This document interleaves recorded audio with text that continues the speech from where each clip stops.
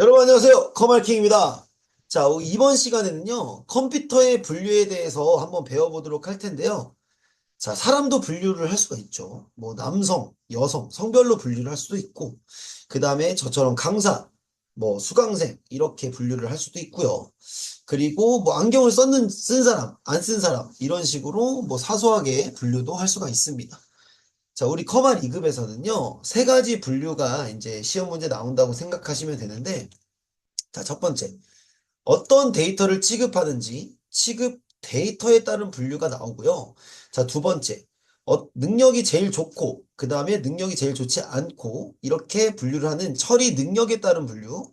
그리고 특수 목적용에 사용되는지, 혹은 범용적으로 널리 사용되는지, 이런 사용 목적에 따른 분류. 총 세 가지 분류로 나뉜다고 생각하시면 되고요. 제가 여기 빨간색 별표를 쳤잖아요. 제일 중요한 게 취급 데이터에 따른 분류겠습니다. 왜 제일 중요하냐면 문제에 제일 많이 나오니까요. 자, 그래서 디지털 컴퓨터랑 아날로그 컴퓨터가 있고요. 하이브리드 컴퓨터가 있어요. 하이브리드 컴퓨터는요. 디지털 컴퓨터랑 아날로그 컴퓨터의 장점을 혼합한 그런 컴퓨터라고 생각하시면 됩니다. 뭐 더 이상 하이브리드 컴퓨터는 설명은 안 할 거고요. 자, 우리 자동차도 하이브리드 자동차가 어때요? 자, 뭐 두 가지 자동차의 기능의 장점을 혼합한 자동차가 하이브리드 자동차잖아요. 그래서 일반 자동차보다 하이브리드 자동차가 좀 더 비싸죠. 자, 그렇게 생각하시면 쉽습니다. 쉽게 생각하시면 돼요. 자, 그래서 자, 디지털 컴퓨터랑 아날로그 컴퓨터의 차이를 물어보는 문제가 굉장히 많이 나옵니다. 자, 조금 있다가 다뤄보기로 하고요. 처리 능력에 따른 분류는 제일 처리 능력이 좋은 게 슈퍼컴퓨터, 그 다음이 대형 컴퓨터, 뭐 영어로는 메인프레임이라고 하고요. 자, 미니 컴퓨터, 마이크로 컴퓨터, 자, 우리가 사용하는 컴퓨터인데요. 자, 일반인들이 많이 사용하는 컴퓨터가 마이크로 컴퓨터인데, 자, 좀 더 능력이 좋은 게 워크스테이션, 그리고 뭐 개인용 컴퓨터 이렇게 나눠져 있습니다. 자, 사용 목적에 따른 분류는 딱 두 가지예요. 특수 목적용 컴퓨터랑 범용 컴퓨터 이렇게 딱 두 가지니까 자, 얘는 특수한 곳에 사용되는지 자, 범용적으로 사용되는지만 알고 계시면 돼요.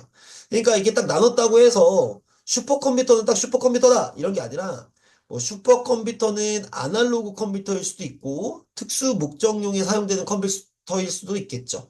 우리가 남자이면서 뭐 안경을 쓴 사람, 그리고 또 그 사람이 강사일 수도 있는 것처럼, 자, 이렇게 여러 가지로 이제 포함이 다 돼 있다고 생각하시면 됩니다. 근데 분류를 했을 때 딱 이렇게 세 가지 분류로 분류를 할 수 있다는 거고요. 자, 제일 문제에 많이 나오는 취급 데이터에 따른 분류를 자세하게 한번 살펴보도록 하겠습니다. 자, 취급 데이터에 따른 분류는요, 이렇게 디지털 컴퓨터랑 아날로그 컴퓨터, 그리고 하이브리드 컴퓨터 총 세 가지가 있다고 생각하시면 돼요. 아까도 말씀드렸지만 하이브리드 컴퓨터는 디지털 컴퓨터와 아날로그 컴퓨터의 장점을 혼합한 짬뽕시킨 그런 컴퓨터라고 생각하시면 될 것 같아요. 자, 문제가 다음 중 취급 데이터에 따른 분류가 아닌 것은 이라고 문제가 나오고 1번 디지털 컴퓨터, 2번 아날로그 컴퓨터, 3번 하이브리드 컴퓨터, 4번 메인프레임 이렇게 나올 수가 있어요. 그러니까 기본적으로 취급 데이터에 따른 분류는 디지털, 아날로그, 하이브리드 컴퓨터가 있다는 것부터 암기를 해 두시고요. 그 다음에 제일 많이 나오는 게 디지털 컴퓨터와 아날로그 컴퓨터의 특징을 비교하면서 다음 중 디지털 컴퓨터가 아닌 것은 다음 중 아날로그 컴퓨터의 특징으로 올바르지 않은 것은 이렇게 나올 수가 있어요.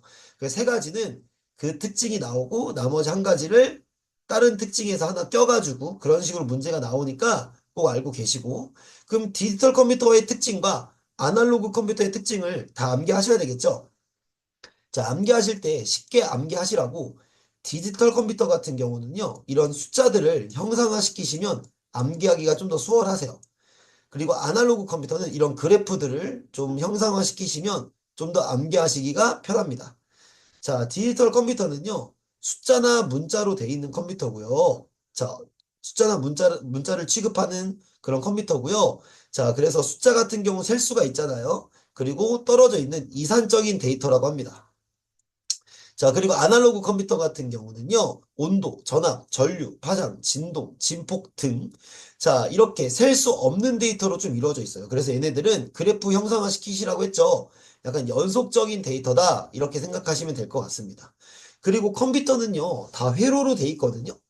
자, 우리가 이진법을 사용하는 이유가 컴퓨터에서 0과 1로 돼 있는 이진법을 사용하는 이유가 자, 회로를 가장 안정적으로 구현할 수 있기 때문에 그렇거든요. 그러니까 컴퓨터들은 다 회로로 돼 있다고 생각하시면 돼요. 근데 디지털 컴퓨터는 어떤 회로를 사용하냐면 논리 회로를 사용하고요.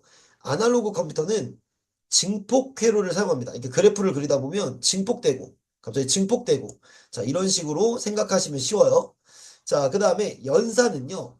자, 이런 숫자들로 4층 연산 혹은 너 사람 맞아? 혹은 아니야? 이렇게 물어볼 수 있는 yes, no 혹은 true, false 이런 논리 연산 같은 걸 수행한다고 생각하시면 될 것 같아요. 그리고 아날로그 컴퓨터는 이런 기울기들을 쌓고 나누는 미적분 연산을 주로 사용한다고 생각하시면 될 것 같습니다. 그럼 디지털 컴퓨터가 빠르냐, 아날로그 컴퓨터가 빠르냐? 속도는요, 아날로그 컴퓨터가 좀 더 빠르다고 생각하시면 돼요. 진짜 쉽게 생각하면 여기서부터 여기까지 달리기 시합을 한다고 가정했을 때 숫자를 막 아무리 빨리 써도 요 정도 스피드겠죠? 근데 그래프를 형상화시키시라고 했죠? 그래프가 훨씬 더 빠르게 그릴 수가 있죠. 물론 이것 때문에 그런 건 아니지만 자, 여러분들 그냥 쉽게 쉽게 외우시면 더 좋을 것 같아요. 자, 그리고 디지털 컴퓨터가 정밀도가 더 높냐, 아날로그 컴퓨터가 정밀도가 더 높냐라고 봤을 때는 디지털 컴퓨터는 필요한 한도까지 정밀하게 우리가 셀 수가 있습니다. 근데 아날로그 컴퓨터는 좀 제한적이에요. 자, 제가 밑에 그림을 좀 갖고 왔는데요. 자, 이런 식으로. 자, 이게 디지털 시계고요. 여기가 아날로그 시계예요. 그쵸? 디지털 시계 같은 경우는 어때요? 이렇게 숫자로 돼 있고 달리기 선수가 달리기를 한다고 가정했을 때 디지털 시계로 시간 잴 거예요? 아날로그 시계로 시간 잴 거예요? 당연히 디지털 시계로 시간을 재시겠죠. 스톱워치거든요, 얘가. 그래서 정확히 0.000 몇 초까지도 우리 올림픽 올해 이제 파리에서 이제 올림픽 했잖아요, 프랑스에서.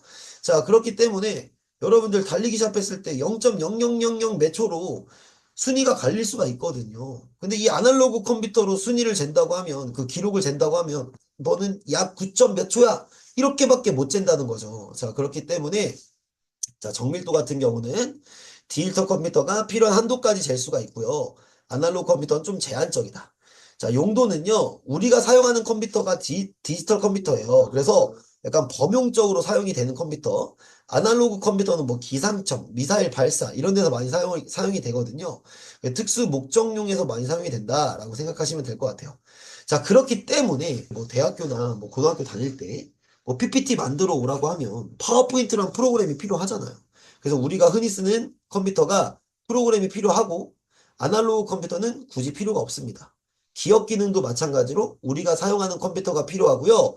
자, 아날로그 컴퓨터는 필요가 없다. 이렇게 외워두시면 돼요. 다시 한번 살펴보면 디지털 컴퓨터는 숫자나 문자 그리고 셀 수 있는 데이터, 이산적인 데이터를 취급하고요.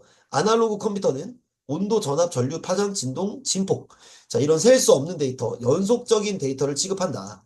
자, 디지털 컴퓨터는 논리회로, 아날로그 컴퓨터는 증폭회로를 사용하고, 그 다음에 디지털 컴퓨터는 연산을, 4층 연산, 산술 논리 연산을 수행하고, 아날로그 컴퓨터는 미적분 연산을 주로 수행한다. 속도는 아날로그 컴퓨터가 좀 더 빠르고요. 자, 정밀도는 디지털 컴퓨터가 훨씬 더 정밀합니다. 자, 그래서 용도는 디지털 컴퓨터 같은 경우는 범용적으로 널리 사용되는 컴퓨터고요.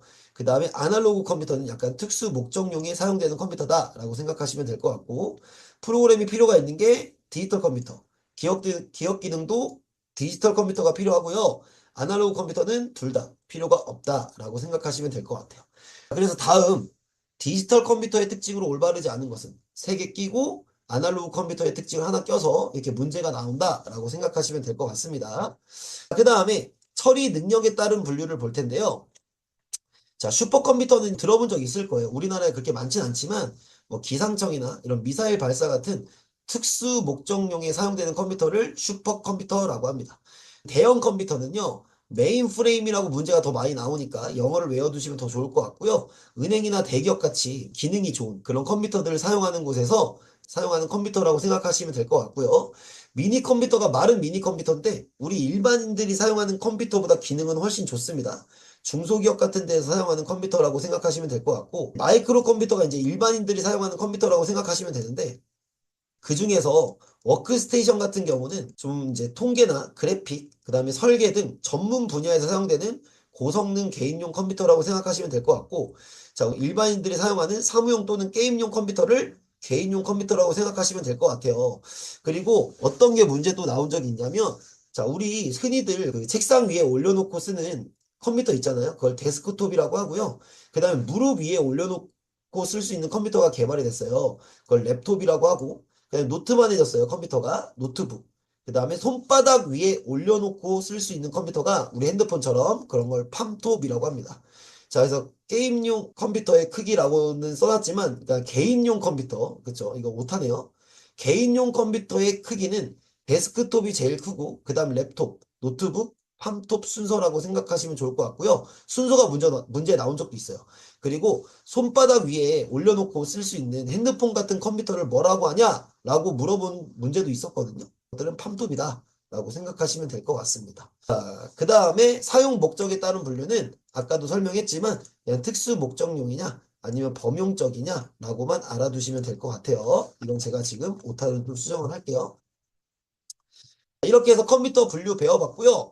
여러분 당연히 항상 제가 부탁을 드리지만 구독, 좋아요 제발 많이 많이 부탁드리고요. 자, 커말킹 다음 시간에는 문자 데이터 표현 코드에 대해서 한번 다뤄보도록 하겠습니다.